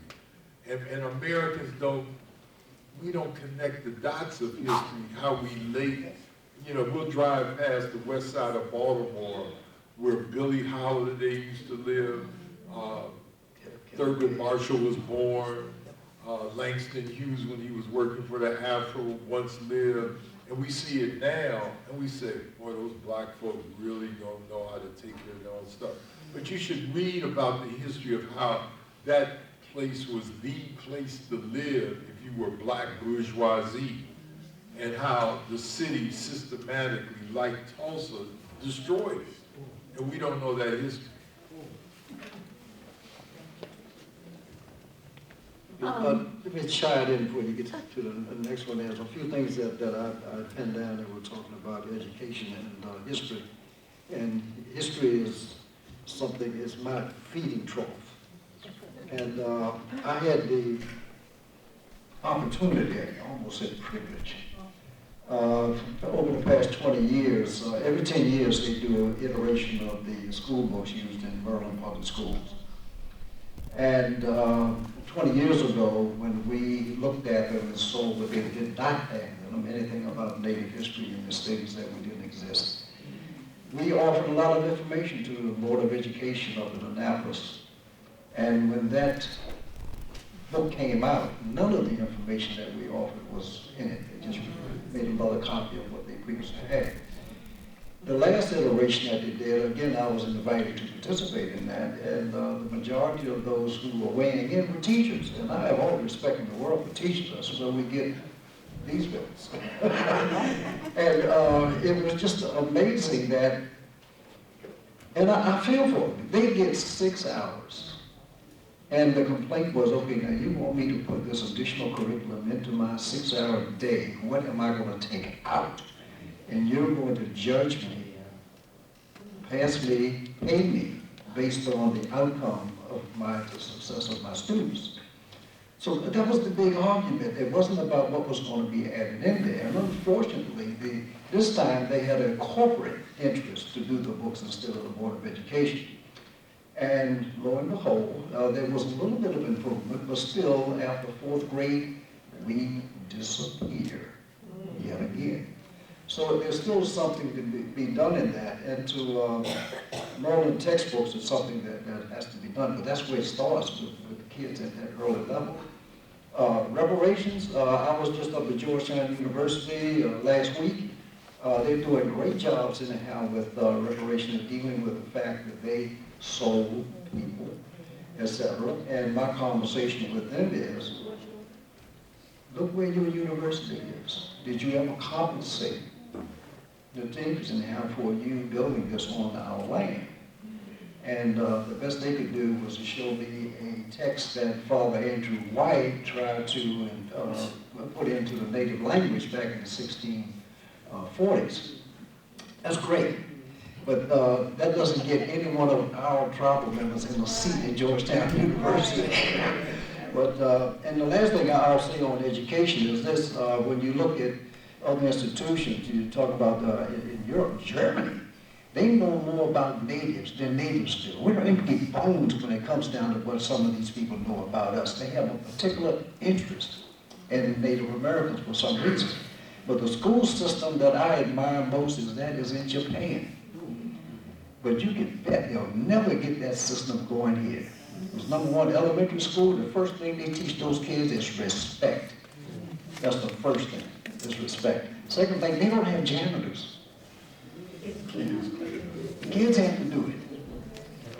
But anyway, you know, but I don't see that ever happening here for a lot of reasons. But you know, that's my say, and I agree that reading is still fun lamentable. Lord, I have to get my 30 pages in every day. I can't start the day without it after I read the newspaper and crawl them under the table somewhere. But yeah, reading, kids need to read. My great-grandson, it's like, I feel like I'm fighting a battle trying to get him to read. You know, he wants to be the next star quarterback somewhere and don't have to worry about his education. But I don't know. Computer, right? He can fix your laptop, right? Well, yeah, he can tell me, you know, how to get information off my phone. Yes, sorry. Thank you guys so much for coming. I really appreciate it. And I have a question based on your point about Georgetown and their history.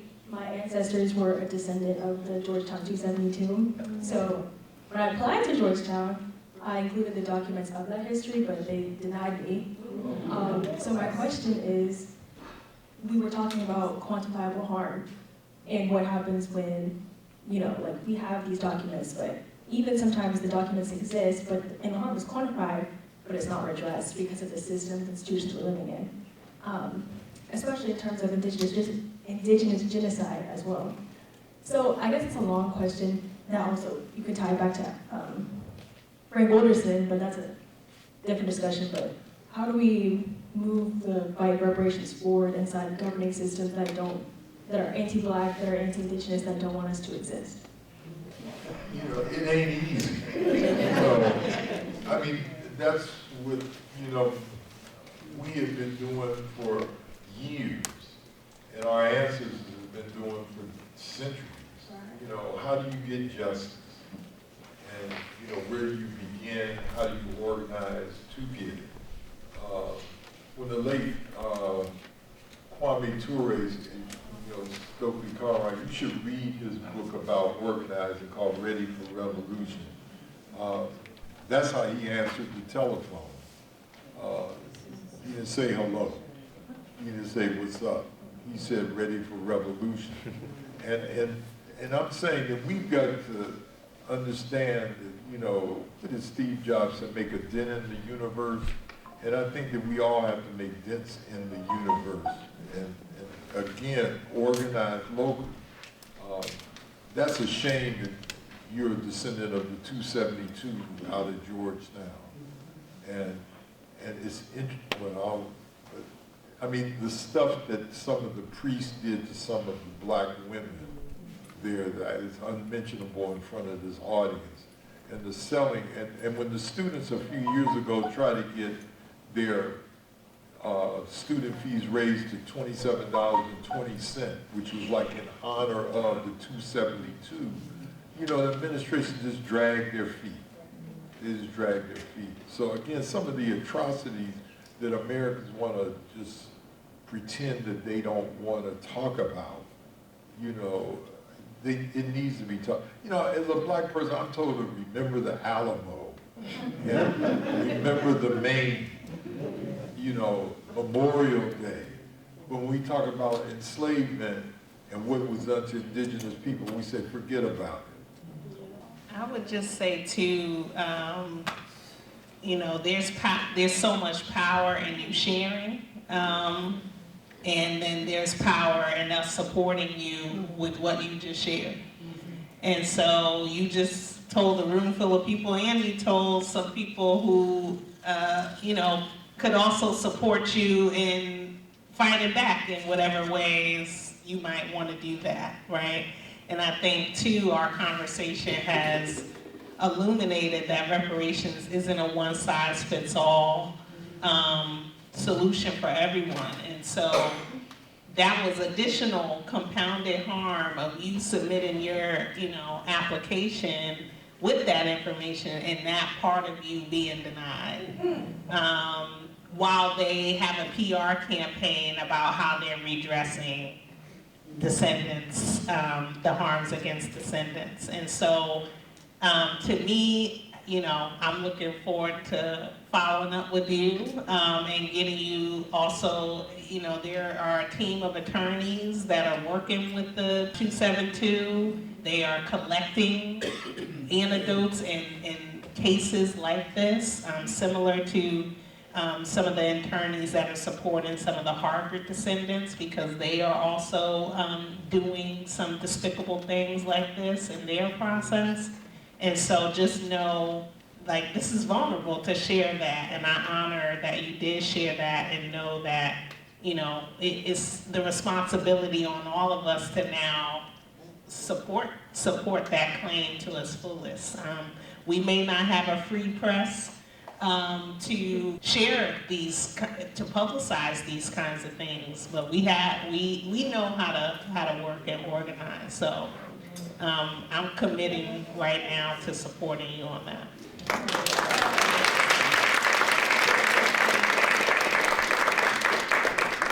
I would like to take this opportunity to thank our panelists. I think, and our moderators.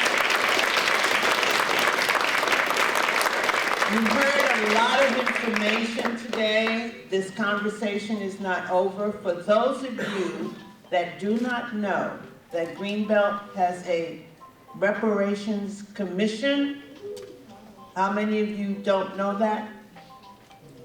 If you live in Greenbelt and you are African American and you don't know there's a Reparations Commission, then the Reparation Commission needs to hear from you. Is Gail still here? Gail, stand up, please. Gail Critchlow, right there, would like you to give your information and contact information so she can reach out to you. Okay? And then we can have that conversation. But this conversation continues. On behalf of the Greenbelt Black History and Culture Committee, can members wave their hands? Because there's a lot of members here. You've done a fantastic job, committee. Thank you so much. And we do have some members of our city council who are present. Jenny's here. Thank you so much for attending. Did you learn a lot? Yes. All right, this is not over because there's a big difference between reparations and restorative justice. Yes. And some people conflate the two. I thank the office. Danielle's here. Oh, I didn't see you. Thank you, Danielle. City council member, first black woman elected to the Greenbelt City Council. And we thank the Office of Human Rights. Please take the materials. In the back, there's a timeline history. There's some information about the Greenbelt Black History and Culture Committee. There's postcards from the Reparations Commission. Thank you so much for being here and supporting us. We really appreciate it.